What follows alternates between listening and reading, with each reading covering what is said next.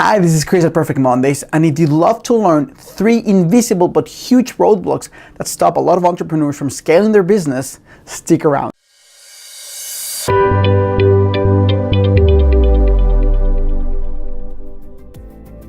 Hi, this is Chris at Perfect Mondays, the place for women entrepreneurs who want to scale their business without drama and without overwhelm.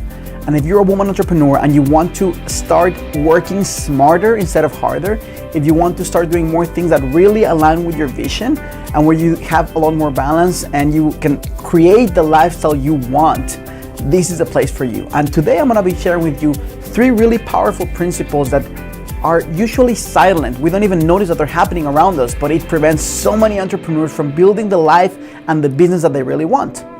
So why is this important? Well, let me share with you first what's going on. In terms of focus, a lot of people have a low quality flashlight. And what does this mean? It means that they have their mind and their actions scattered in an old-fashioned lamp that creates light in many directions. And as entrepreneurs, the more you can hone in with your skill and with your focus, the more you can become a laser. And lasers are really powerful because they concentrate all the energy in one single point. And you can actually reflect a laser to the moon and back in a really fast time frame because it's that powerful. It's just directed. Now, when I talk about invisible forces, I need to say this because this is something that's going on behind the scenes. We don't even notice that this is happening, yet it sucks a lot of our energy.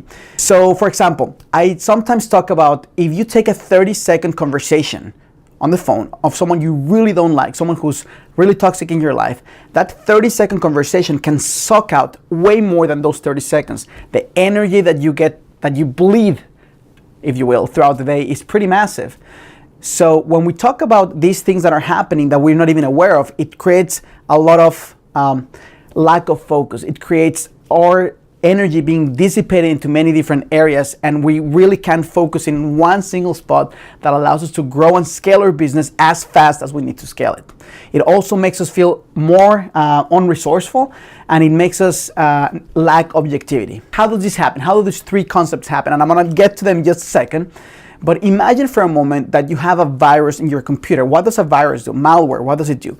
It runs behind the scenes. You don't know that it's happening. You get infected with that virus in your computer and it's sucking power from your CPU. So if you try to do functions, they're not gonna run as fast and smoothly as possible. In fact, sometimes they may actually create a lot of harm when you want to go and implement stuff. They may, send emails to all your contacts and a lot of crap that happens when you have a virus. Well, something similar happens when you have programs that are running in the back of your brain that you don't know about. So what is the first challenge that I see with people? The first invisible big obstacle that they have that is sucking a lot of their energy? Well, it stems from the fact that we're not good witnesses.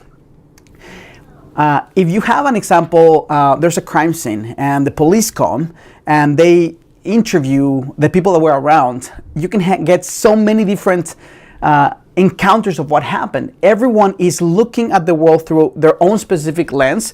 They're adding their own coloration and they're adding their own version of the situation. And we tend to do this a lot in our lives. So because we're not good witnesses, we tend to create stories that are disempowering for our lives. We create stories of specific meaning that then prevent us from thinking clearly. Okay, it sounds a little ambiguous, but let me give you a clear example. Imagine for a moment that you have a bad situation, something that happened in your life that was meaningful. Someone broke your heart and you felt like shit about it. Someone embezzled money from your company. Someone hurt you in a massive way and you didn't see it coming, or you saw it coming but you didn't do anything about it. That would probably be more accurate. At that precise moment, you become a witness of what's happening. And it doesn't mean you're an accurate, objective witness. You have all these emotions attached to what's happening. You add your own coloration, you add your own version of that, and then you make a decision from that state of mind. Most of the shitty decisions that we make in life come from a shitty state of mind. So when you're in the worst possible moment, you make a decision. That decision may have been, I got my heart broken, so I'm gonna close my heart. I got my ass kicked, so I'm not gonna trust people anymore. I'm gonna be really doubtful of everyone that comes my way. Now, it may be a smarter way to approach life, but in many cases, some of those meanings that we attach to the situations that happen from being a bad witness, from being an over emotional witness, if you will, prevent us from making better decisions. So those stories that we bring around, if you don't trust people, or if you see people a specific way, or if you shut, even like, let's say, example, someone breaks your heart, you shut down your heart. That prevents you from having a really powerful intuition in business. If you shut down your heart, you can't just miss out the shitty things in life and feel the amazing things in life. So that's a big problem. And not knowing that this is happening, like if you think about right now, what are some of the biggest challenges that you have in your business in terms of communication with people, in terms of situations that involve others? How many of the things that are happening come from the fact that you made a decision in a crappy state of mind, in a crappy emotional state that doesn't really allow you to perform at your best, that really just sucks a lot of your energy? So when we talk about malware, this virus that's running behind your back, those little decisions or big decisions that you make at one moment in time that are not revisited often create energy suck and lack of focus. So what's the second one? If the first one is that we're not good judges, we're not good witnesses, and we create stories that disempower us. Those stories create false belief systems. The second one has to do with the language that we use to talk about our life. And this is a major point, because disempowering language creates disempowering emotional states. Most people don't recognize how many adjectives, metaphors, and analogies they talk about. But what happens is that your nervous system doesn't react the same way when you say, I am a little bit hungry, than you say, I am effing starving, right? When you say, I am effing starving, you attach a lot more emotion. It may not be that you're starving, but your system will feel that way. Your brain doesn't recognize a lot of those nuances. It just jolts your nervous system in a specific way. And I'd love for you to think about right now, what are some of the most disempowering metaphors that you use around all the time? You have no idea how many times I hear people tell me that they're prisoners of their schedule. Now, how do you feel when you're a prisoner? If you're in jail, in actual jail, you have no freedom. How does that make you feel? And the way that you react about it has a tremendous difference than you say, I am learning how to manage my time. It's completely different, it's night and day. But the accumulation of that lack of precision in language makes it where we create those stories that we built from the past, those lack of, the lack of having powerful meanings to the situation that happened. We perpetuate those stories by saying those things. And again, thinking about how does this go in the background. This is like a malware that's functioning all the time. We're hypnotizing ourselves all day long by saying all sorts of things that are not reality, but we feel at reality. I have so many conversations with women entrepreneurs, and they tell me their stories, and the analogies that they have about, or the metaphors they have to describe the situation at work or their business is so disempowering that when you attach that much pain to your nervous system, you associate that scaling your business equals doubling or tripling or quadrupling that pain. And it's really difficult to go about it. So I'd love for you to think right now, what are some of the most disempowering language that I use in a daily basis, the most disempowering adjectives or metaphors or analogies that I say consistently that are making it really painful in my nervous system to actually go through life. And the third part that is really disempowering, the third big invisible obstacle that we have that prevents us from scaling our business, is asking really crappy questions. And I cannot overemphasize this enough, because this is an area that most entrepreneurs really lack. I have the blessing of going into companies and helping them figure out how to double, triple, or quadruple their revenue in a short time frame. And it's because I ask better questions. So the area of asking bad questions has two parts. One is in the area for the entrepreneur, where in their normal life, they're not used to asking good questions.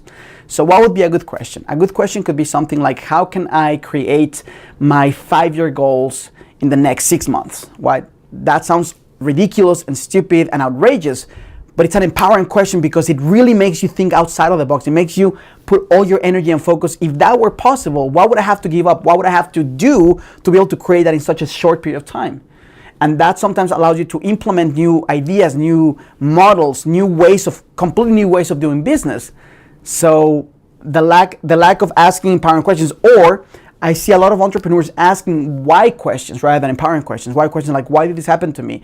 how come I can't grow my business as fast as this other person? Instead of asking what if questions, like what if I were to implement this and remove this other part? Just playing that what if game, or how can I, and then like a massive empowering goal. And if you're able to do that more consistently, then it allows you to actually start getting a lot better insights and a lot better actions and a lot better results. The second area is in the definition of the problem. So many businesses are solving half of the equation or just a skewed version of what the problem is. I've been blessed to be able to go into many businesses where I recognize that what they're really wanting to solve, it's not what's going to create the biggest amount of revenue or the biggest amount of value for both the end users and them.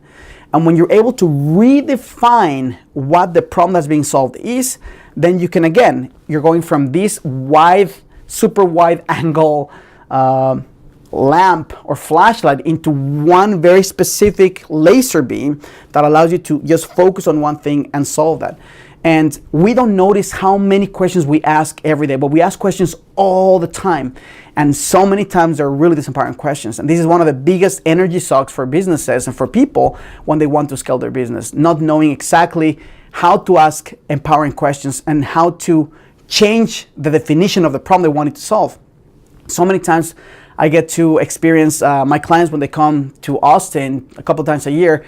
I do a lot of strategic interventions, and one of the things that I love is like people who have been stuck with, 20, 30 years with a specific mindset or a specific problem, to go on in a quick conversation, completely shift their mindset and completely shift the way they see the world and the way they feel about it, not just the way you think, the way they feel about it. And the way that I do it is by asking really powerful questions and creating really powerful metaphors so people get it in their system, what is it that they're wanting to do. And the fact that we are doing this all the time behind the scenes, right? We have these stories of definitions of things that happened in the past, right? That's the first thing. We're bad witnesses, so we create these bullshit stories with bullshit ideas of what really happened when that's not what really happened. That's how we felt at the moment. So we create these ideas that create false belief systems, so that sucks our energy. And then as we go through life, we have these analogies and metaphors and adjectives of how we feel and how life is that completely impact our nervous system, and that sucks so much energy out of us. And then in the end, we ask really crappy questions. Then all those three things combined are not linearly sucking in our energy and preventing us from doing what we want to do. They exponentially affect us and prevent us from scaling our business. So I hope that this is helpful. If it is, I would love for you to do three things. Please like this video, the thumbs up button, and subscribe to my channel. I would love for you to get messages from me as soon as I put them out on YouTube. And if this is helpful, also you can also click on the notification button so you get notified every time I put a new video. Also, if you think this might be helpful to someone else, please just share it with them. And most importantly, if you're a woman entrepreneur and you would love to implement some of these strategies, you say, Chris, I hear you week after week, I've seen so many of your videos, and I would love to implement this in your life, but I love a lot more hand-holding in the process. I would love someone to actually tell me step by step what are the things that I need to do specifically tailored to my life and my business so I can scale pretty quickly. Just reach out to me. There's going to be a link underneath the description of this video that tells you when you click on that, you can fill out a form, and then we can explore we might be a good fit to work together. And also, if you want to hear some success stories of women who have been able to help, amazing, inspiring stories on how people have been able to use all this and I've helped them scale their business, there's going to be a second link underneath the description of this video where you can just go and do just that. So thank you for watching this. I appreciate you, and I send you all my love from Austin.